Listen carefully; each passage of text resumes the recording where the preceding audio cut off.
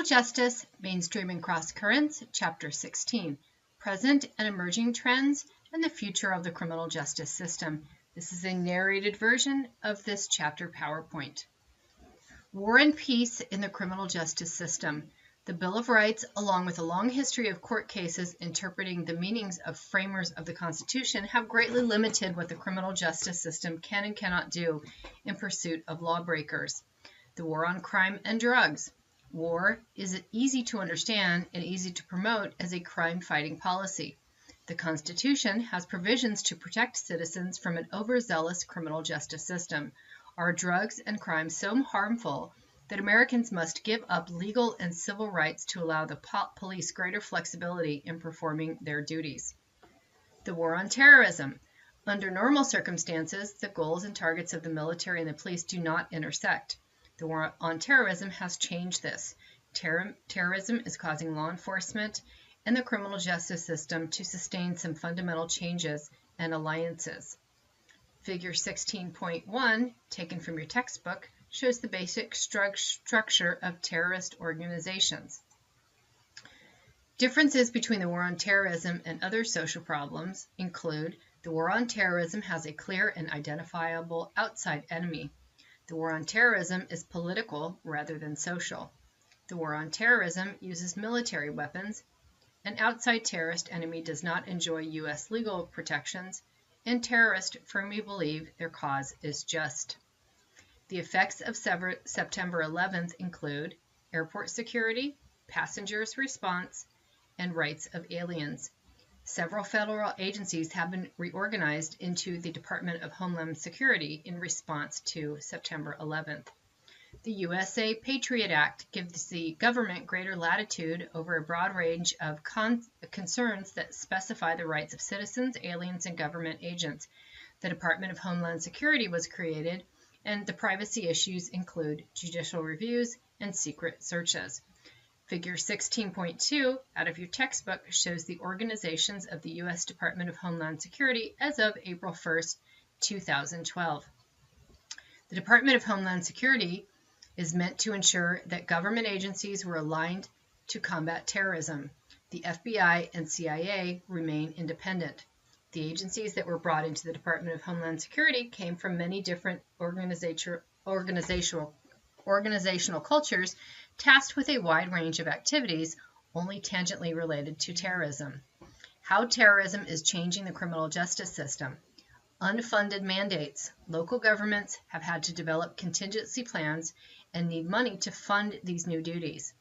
Increased capacity. The criminal justice system has moved to the head of the line in the allocation of government resources, and local systems are receiving personnel positions, weapons, and other equipment.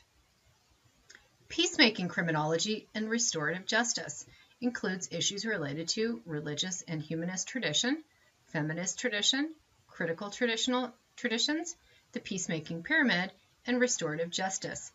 Peacemaking criminology is not a new concept. Many of its principles, such as social justice, nonviolence, and rehabilitation, have been advocated for centuries. Religion and humanist tradition. Religion can be transformative. Religious perspectives encompass principles important to peacemaking, and humanism stresses a moral life. Feminist tradition. Feminism advocates a criminal justice system that is blind towards sex and in which women and men are treated with respect, equal opportunities, consequences, and fairness. The critical tradition, Marx and Falk's consciousness, age, peacemaking perspective is applicable to 4 levels of analysis: interpersonal, society and institutional, international, and global. Figure 16.3, taken from your textbook, shows peacemaking in the criminal justice system in context. The peacemaking pyramid includes nonviolence. Defensive violence must be proportionally used as a last resort and continually evaluated.